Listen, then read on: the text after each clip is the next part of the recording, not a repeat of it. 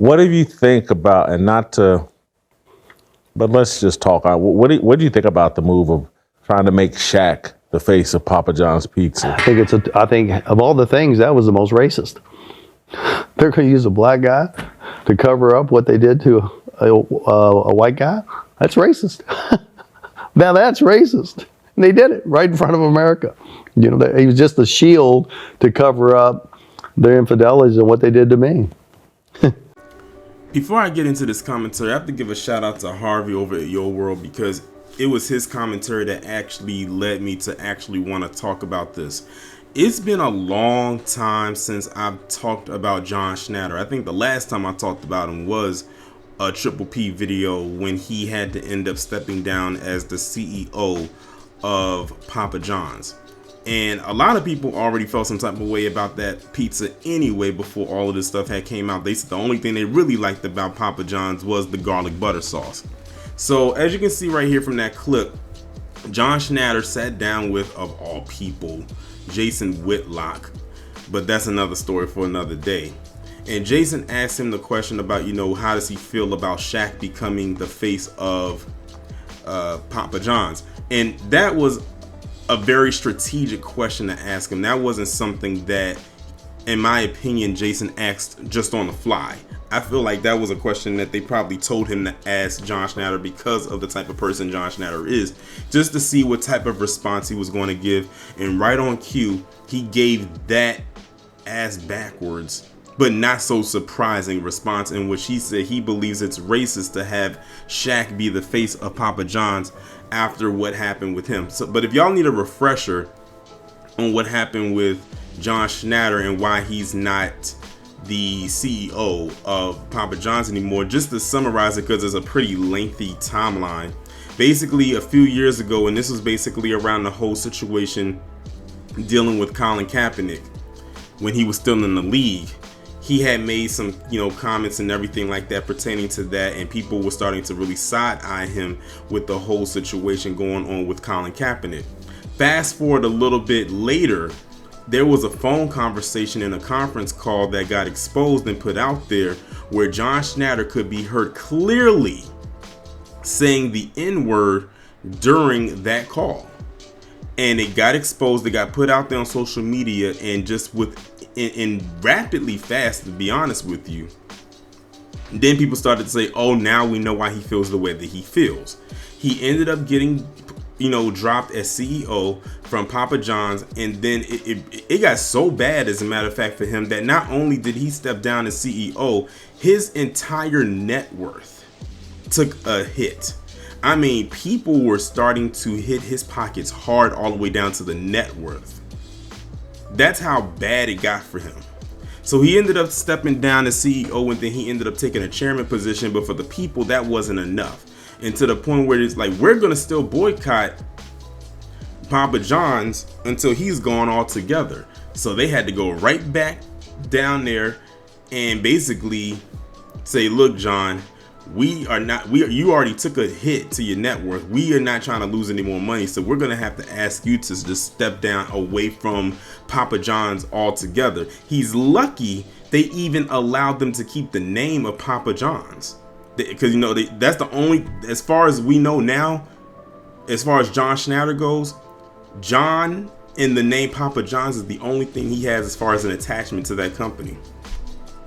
As far as him being CEO, that he's not that anymore. He's not on the board, nothing. As far as I know, he's probably not even getting paid by them anymore. He could be, maybe under the table, I'm not entirely sure, but nowhere near where he was. Because remember what I said, his net worth took a hit. I remember reading that article. Fast forward maybe like a year later in 2019, they appointed Shaq to the board of directors of Papa John's.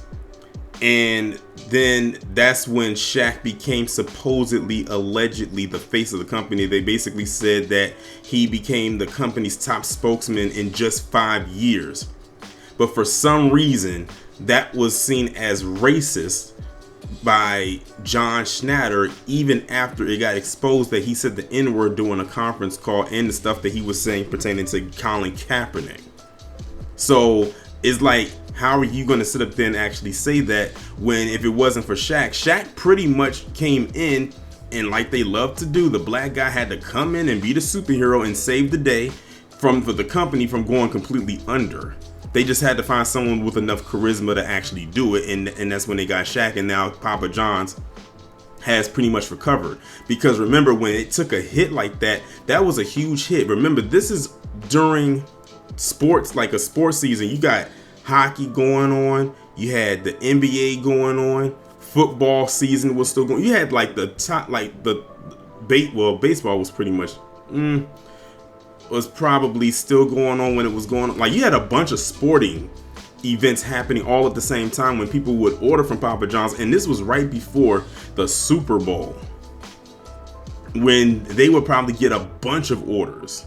So that could not have come at a more interesting and more difficult time. Like, that was considered crunch time. It's not like this happened over the summer when it's like some downtime. This happened during like the season where all the major sports are playing like simultaneously at the same time. So yeah. And then as I kept on reading, they said that Shaq had ownership in dozens of businesses, including Krispy Kreme, Five Guys, and 24 Hour Fitness. This was all going on when they decided to appoint him as the spokesman, or one of their spokesmen, the top spokesman for Papa John's, because they saw how well he was with Krispy Kreme and Five Guys and 24 Hour Fitness. So why wouldn't they go to him?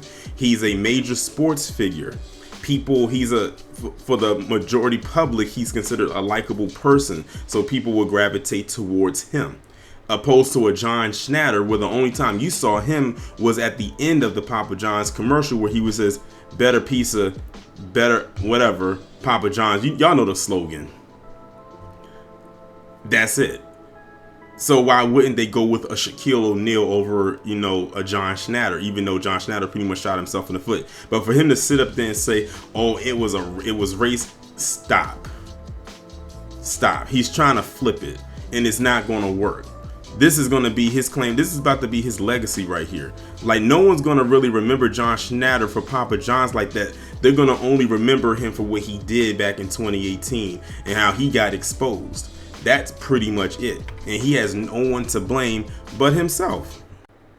What I thought was even more funny is as I was going down to read more of the article, I had saw towards the end, it was the small paragraph that said, a few months later, Schnatter found himself in more hot water. He was heard using the N-word on a company conference call, which I already mentioned, which caused him to resign as chairman in July 2018. So this was, of course, after he had to step down as CEO, and he held that chairman position, which wasn't very long, because that's when they discovered he had used that word, and they pretty much ousted him from the company altogether. Like I said, this was in July of 2018. So they had to get him up out of there before all of the sporting events started to kick in. They wasn't about to let that drag in, because it's the summertime. NBA's not going on. The NFL's not going on. The only thing going on at that time was baseball and the WNBA. So they had to get him up out of there before September, when hockey wasn't going on. So they had to get him up out of there before hockey came back, before the NBA came back, and before the NFL came back, which are three big money makers. They had to get him out of there before all of that happened.